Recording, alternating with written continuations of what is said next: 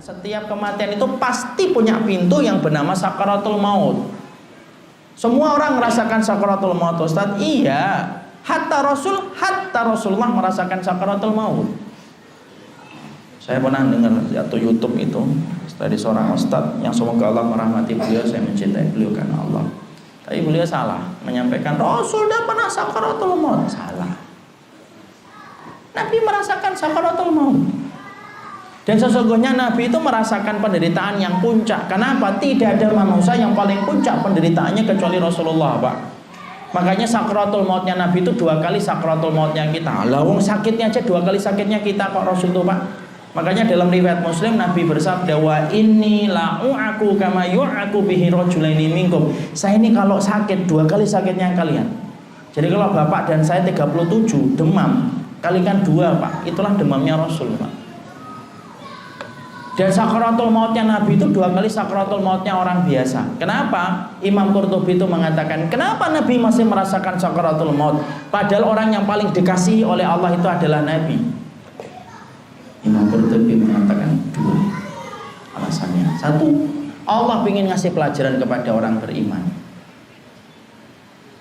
Pelajaran orang beriman itu apa? Lah kalau Nabiku dan Rasulku aja sakratul maut, apalagi antum dan saya. Lawang nabinya Allah aja sakratul maut kok. Yang kedua, kenapa Nabi dikasih sakratul maut oleh Allah? Sesungguhnya Nabi dikasih sakratul maut, dan sakratul mautnya Nabi 2 kali sakratul mautnya orang biasa. Karena Nabi sudah direncanakan dan diproyeksikan oleh Allah, dialah pemimpin penduduk surga. Karena puncak kenikmatan diiringi dengan puncak penderitaan dalam iman, sampai sakratul mautnya aja dibuat berat oleh Allah. Itulah Rasul. Dan sesungguhnya sakit sakratul maut itu sakit puncak-puncaknya sakit itu sakratul maut, Pak. Makanya saking puncaknya rasa sakit yang dirasakan manusia itu ketika sakratul maut itu apa? Tidak bisa ngomong. Coba kalau bapak bicara sama orang sakratul maut itu, bu, diem dia, beliau diem. Biasanya nanti air matanya netes, Pak. Itu paling berat tuh saat kayak gitu tuh. Netes air matanya. Kenapa tidak bisa ngomong? Aduh Ustaz, lu sakitnya itu melemahkan urat syaraf, Pak. Sampai urat syaraf itu tidak bisa ngasih perintah kepada otak, otak tidak bisa ngasih perintah kepada mulut untuk mengatakan aduh aja tidak mampu. Masya Allah, kayak apa ya? Makanya ada nggak orang sakratul maut ngomong aduh? Tidak ada, Pak. Diem dia. Berarti tidak sakit. Lu sakitnya itu yang berlapis-lapis.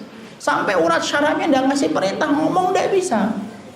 Kalau ada yang bisa mengucapkan la ilaha illallah itu gimana, Ustaz? Itu bukan dia, Allah yang nuntun. Makanya Allah berfirman, yusabbitullahu alladziina aamanu bil qauli tsabit fil hayatid dunya wa fil akhirah. Allah teguhkan orang yang beriman di dunia dan ketika di akhirat. Di dunia itu kapan? Ketika mati dibimbing untuk ngomong la ilaha illallah. Allah yang bimbing. Tapi manusianya tidak bisa apa-apa, diam dia, Pak. Tatapannya kosong. Kenapa kok gitu ya Ustaz? Baca riwayatnya Bara' bin Azib. Idza kana al-mu'min fi inqita'i minad dunya iqbalu minal akhirah wa idbaru minad dunya nazala ilaihi malaikatun. Sesungguhnya orang mukmin itu kalau akan meninggalkan dunia mendatangi akhiratnya datang malaikat. Maka kemudian dia melihat sesuatu yang tidak pernah dia lihat seumur hidupnya itu, Pak. Tegang dan sakit, Masya Allah parah, tidak bisa ngomong, nggak kayak di sinetron gitu. Sinetron kan gitu kan, ada mau mati istrinya, suaminya gitu, di atas pangkuan istrinya, tolong jaga anak-anak ya di, supaya bermanfaat bagi nusa dan bangsa. Itu sutradaranya tidak pernah ngaji, Pak ya. Karena tidak bisa kemudian bicara itu tidak bisa. Makanya orang ketika sakratul maut, makanya dikatakan semua yang itu akan merasakan sakratul maut. Siapa yang tidak merasakan sakratul maut? Cuma satu, orang yang mati syahid. Maka sesungguhnya dikatakan kama yajidu ahadukum kama sil kursah. Orang yang mati syahid itu tidak merasakan apapun kecuali kayak digigit semut. Tidak lebih daripada itu. Adapun orang merasakan sakratul maut. Sakarat itu apa, Ustaz? Sakit yang berlapis-lapis itu sakarat, Pak. Maut itu menjelang kematian. Dan puncaknya sakratul maut itu disebut dengan naza'. Apa itu naza'? Cabutnya nyawa, bukan ditarik loh ya. Kalau ditarik itu tajdib. Kalau naza' itu cabut. Makanya kemudian sampai dadanya naik itu. Itu naza' itu. Dan kita bisa bayangkan Pak, untuk membayangkan sakaratul maut itu kita bayangkan dengan analogi yang gampang aja. Dulu di penjara itu banyak orang yang metode penyiksaannya itu dicabut kuku Pak.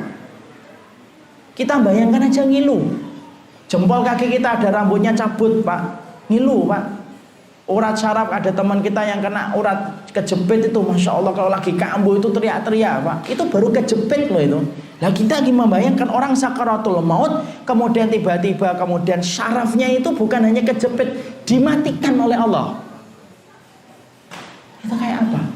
Makanya orang kalau sudah sakaratul maut itu, malaikat maut itu nanti duduk Pak. Yang mencabut nyawa itu bolehkan penamaan itu kalau kita baca dalam Quran itu namanya malaikat maut, bukan malaikat Israfil. Tak duduk dia di atas kepala Pak. Dia bukan dari kanan, bukan dari kiri, bukan dari bawah, dari atas ini. Kalau sudah habis dicabut itu. Pertama kali yang dingin itu mana kalau orang meninggal dunia? Telapak kaki dingin itu. Tarik ya Pak. Ngelewatin mata kaki syarafnya itu ada ribuan mati langsung Pak. Makanya kalau orang untuk berbuat dosa itu satu aja. Kenapa kok membuka aurat? Lupa kalau nanti sakaratul maut. Kenapa ngambil yang haram? Lupa kalau nanti sakaratul maut. Ngelewatin mata kaki mati, ngelewatin kemudian lutut mati Pak. Ngelewatin pinggul mati. Ngelewatin kemaluan mati, lambung, jantung mati. Puncaknya di mana? Nih. Balaula idza balaghatil khuluqum. Nih Pak di sini. Makanya orang kan nyawa di kerongkongan. Itu Allah nyapain? Puncaknya di sini. Itu puncaknya di sini Pak. Kemudian ngelewatin sini mata tak mati itu, hidung mati, mulut sudah mati, kemudian ngelewatin mata cabut.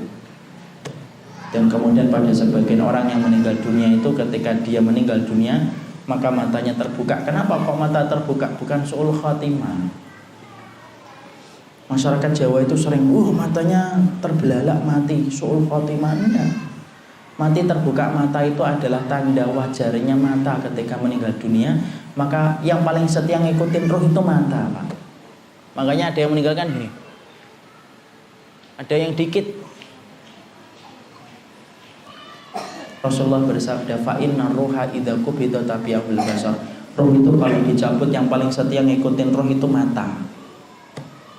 Makanya siapa sahabat yang matanya terbuka ketika meninggal? Kalau tidak salah Utsman bin Maz'un rahimahullah taala, matanya terbuka, Rasulullah yang menutupnya. Maka disitulah kita dapat, itulah kematian. Makanya kalau ada orang yang terbuka matanya, tidak usah takut Pak. Tutup aja sembari Allah membaca Allahumma firlahu warahmu wa'afi wa'afwan. Kalau dia membuka mata lagi, nah itu baru kita kabur Pak.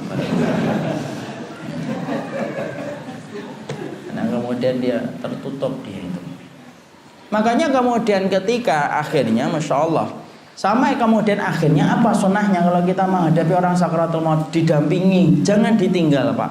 Ini kalau ada di antara bapak-bapak yang dokter, saya menyampaikan nasihat dan masukan. Harusnya orang di ICU itu tidak boleh ditinggal. Kenapa? Itu saat-saat kritis harusnya ditemani. Syekh Utsaimin rahimahullahu taala menyampaikan, saat-saat kritisnya manusia untuk menghadapi perang besar-besaran antara hak dengan yang batil, antara iman dengan kufur, itu terjadi ketika detik-detik kematian. Itu detik-detik kematian itu yang paling menegangkan itu. Di saat-saat itulah peperangan puputannya Pak. Puputannya itu ketika mau meninggal dunia. Makanya jangan pernah ditinggal. La ilaha illallah. Talqin terus di sini pelan-pelan, enggak usah buru-buru. La ilaha illallah sampai pegang itu kemudian keningnya. Yang nangis-nangis suruh keluar dulu. Kenapa Ustaz? Pak, Bapak dan saya aja kalau dengar anak nangis saja sesek dada kita, Pak. Apalagi orang meninggal dunia. Suruh keluar dulu Mbak. Ibu, iya keluar dulu. Nanti balik lagi kalau sudah enggak nangis. Yang baca Quran berhenti Pak, talqin aja la ilaha illallah, pelan, sabar gitu. Kenapa?